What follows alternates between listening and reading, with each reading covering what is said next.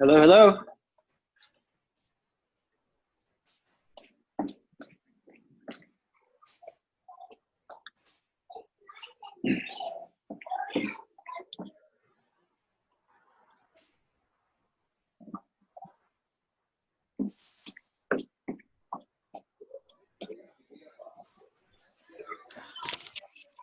Ding dong.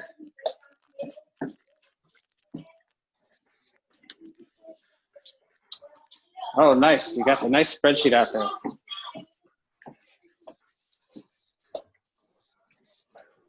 That's a good looking spreadsheet. Good looking spreadsheet. You know what? I like that. I've been doing all my spreadsheets in that. What do they call that? I think that's like Google Slides. Yeah, I like that. I don't know. I like the font. I like the colors. Easy on the eyes. Like I quoted the training after a Blink-182 song. All the small things.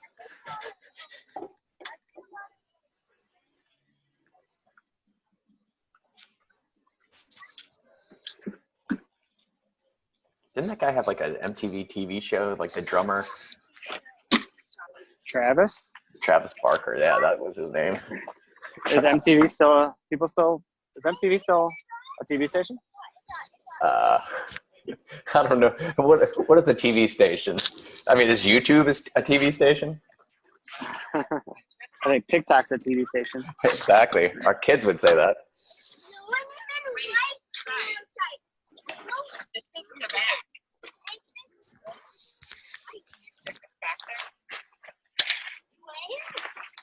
No, not next to them. Oh, Carly, can you throw this behind you? All right, should we get this thing rocking? Let's do it. Let's do it. Lyle, I'll All let right, you take it over. You let me know when to change the slide. Okay, you want me to lead the meeting? Yeah, you're the leader. All right, Congratulations. so we're doing top 5 tips for buyers today from me and Nick and anybody else who wants to chime in. So let's go to screen number 2. The top 5 tips for small things. The small things. The small things, right? Tip number 1. I think you were drawing on it, Nick.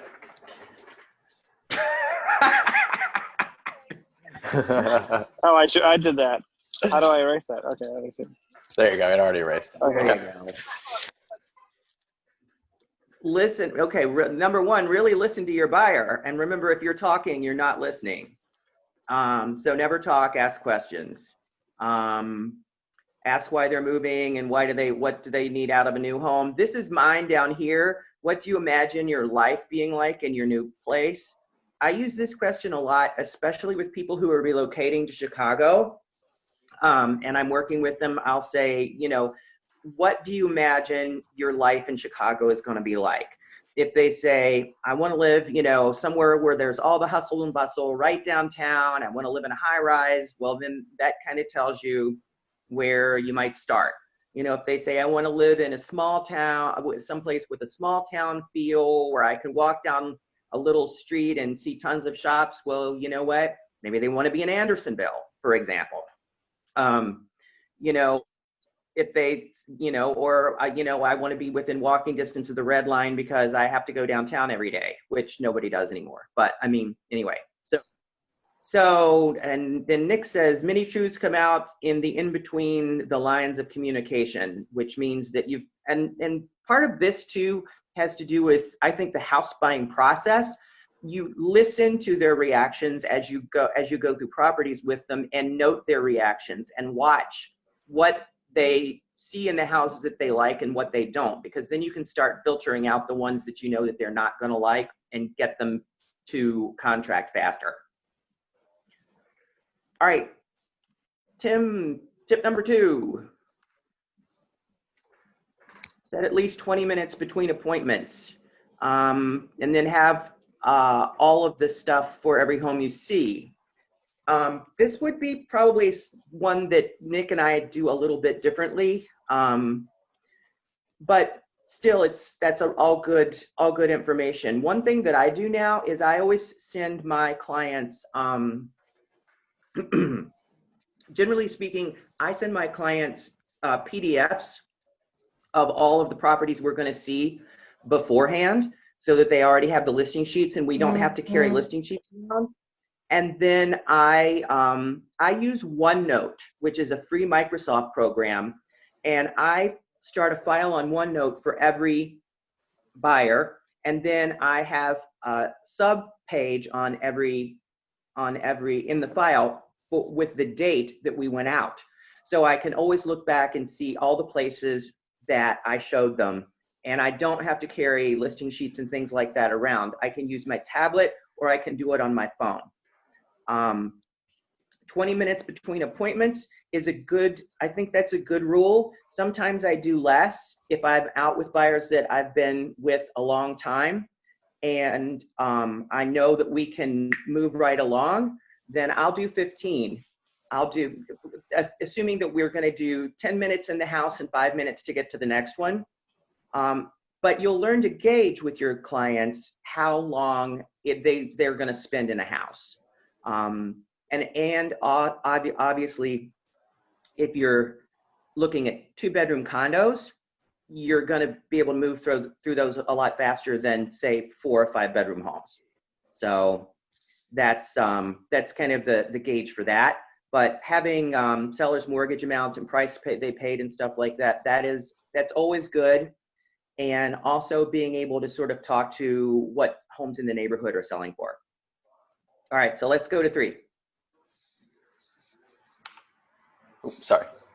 Hold on one second. Oh, I'll add something for number 2 is I always like to give my clients information like on the home we were seeing. Like, okay, this home, and I look up in the tax information. This home is owned by Sally and Jim Smith, and they bought it for $250,000 in 2004. Good I stuff. always like that information. Yeah. Good stuff. Sorry. Okay. All right, slide number 3. Yep. All you. Keep your mouth shut when entering a new property. Nobody cares about your opinions. I do agree with that. Your job as a real estate agent is not to have an opinion. Oh, don't stop your clients from liking a property if they like it. The exception would be is if you see something in the property that you know from your experience might be an issue, and they wouldn't know it as lay people or members of the public, or as we would say. But generally speaking, it's not your job to tell them what they like and what they don't like. So I think that's a really good opinion. I do have one friend who will say to buyers, I don't want you to buy this because I don't want to have to resell it for you. And the delivery on that has to be done correctly, or you just sound like an ass. But I have used that phrase before. And I've also used the phrase, you're not buying this, let's go. But generally speaking, you should keep your mouth shut when you're at a property. Nick, do you have anything else to add?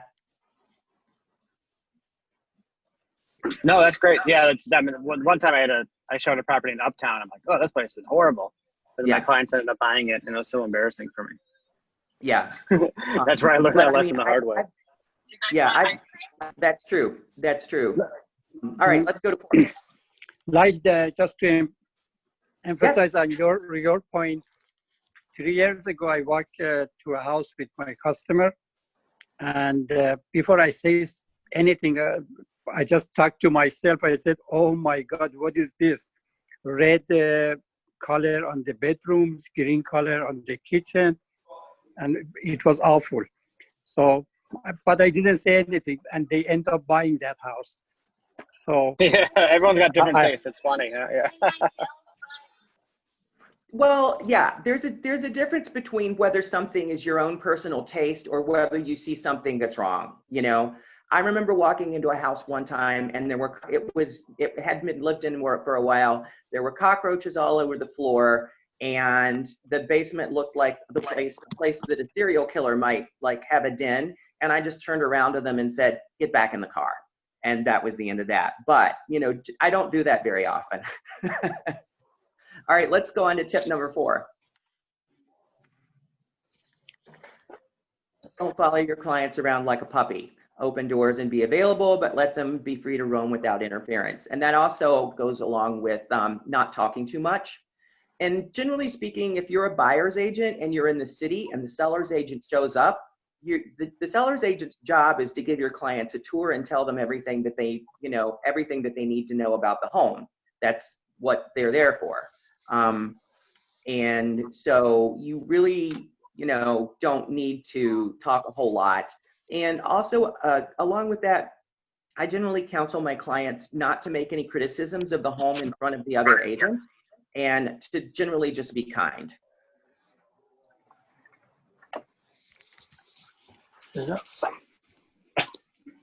All right, and what's tip number 5? Be present with your clients. Don't take phone calls or answer texts unless from listing agents. Look your clients in the eye, make them feel they're the most important people in your life at that time. That's definitely good information.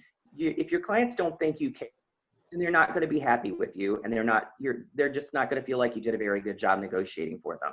So, don't be talking on the phone all the time, negotiating other deals and things like that when you're on a tour with your clients.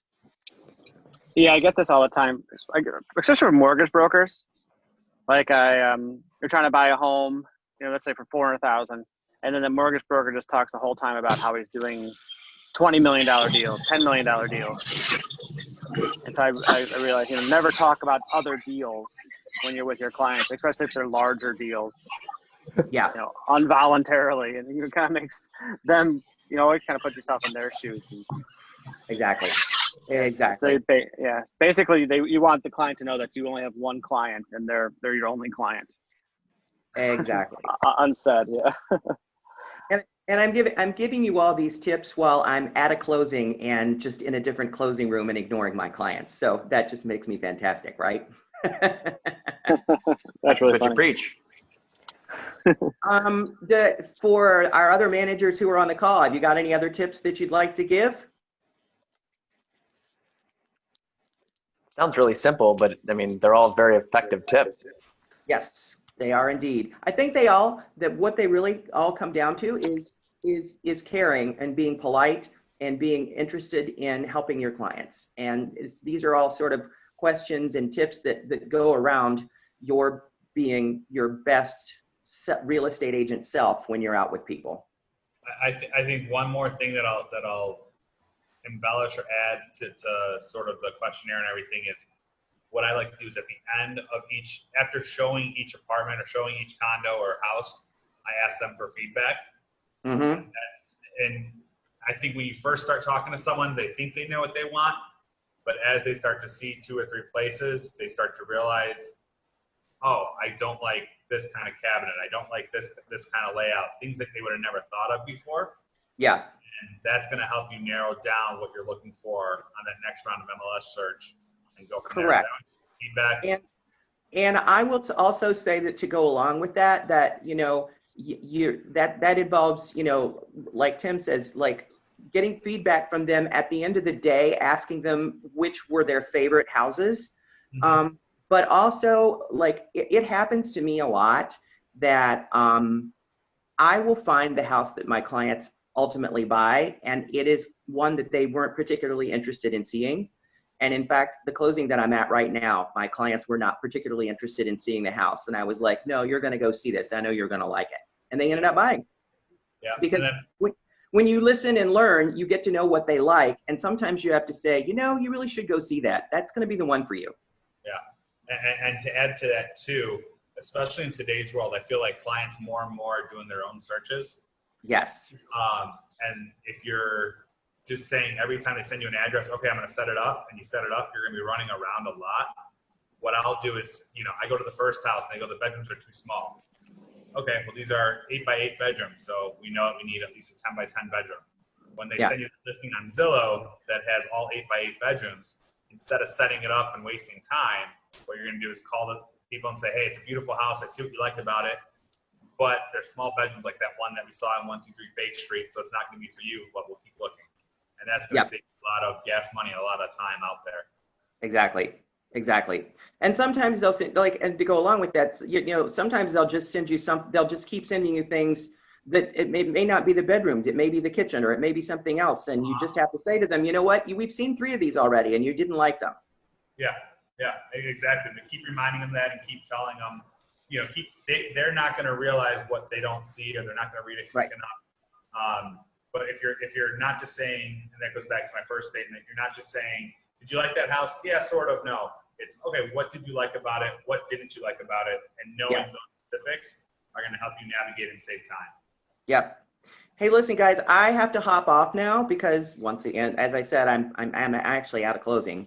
So everybody have a wonderful 4th of July. We will see you on Monday, and stay safe out there, okay? Cool. Bye, guys. Bye, everyone. Have a great day. And if you need anything, reach out to us. I'm also going to be posting this video on Facebook afterwards with a buyer's questionnaire as well. So go ahead and click on the link if you have any questions, let us know. Thanks, everyone.